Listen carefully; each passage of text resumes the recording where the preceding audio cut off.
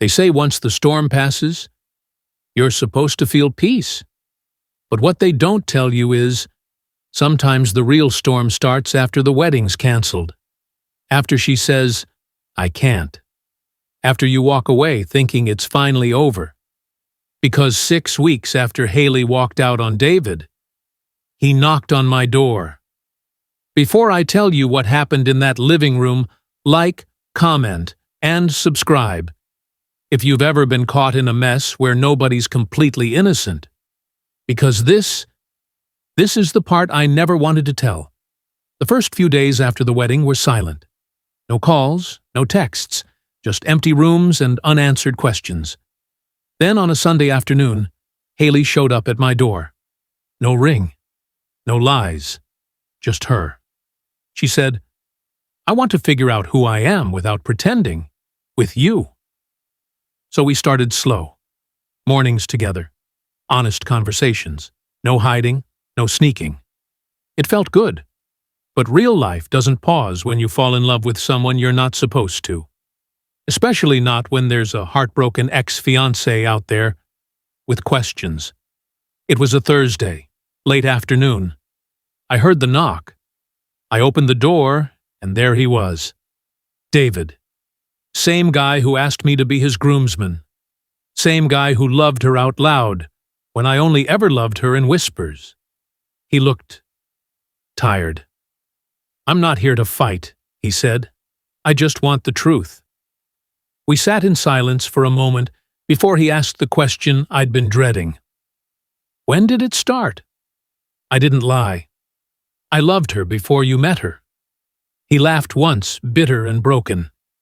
Then he said something I didn't expect. "She could have told me. She didn't have to destroy me."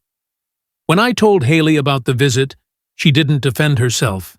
She just sat there, holding a cup of cold coffee, staring at the floor. "I thought if I said it out loud, I'd lose everything," she whispered. I asked her, "Do you regret choosing me?" She shook her head slowly. "Number. But I regret not choosing you sooner." That line hit me in the gut. Because for years, I was the secret. The plan B. The escape hatch. Now I was the choice. But I still didn't feel like the win. We went to therapy. Together. Separately. It wasn't cute or cinematic. It was hard. There were days I wanted to walk away, just so I could stop feeling like a stolen object. But slowly, we learned something no one teaches you. You can love someone deeply, and still have a lot of healing to do. We learned how to be honest, how to unlearn guilt, how to stop calling what we had a mistake, because it wasn't. It was complicated. It was messy. But it was ours. It's been a year since that almost wedding. We live in a new place now. Different city. No shared history. No judging stares. Haley works remotely. I freelance.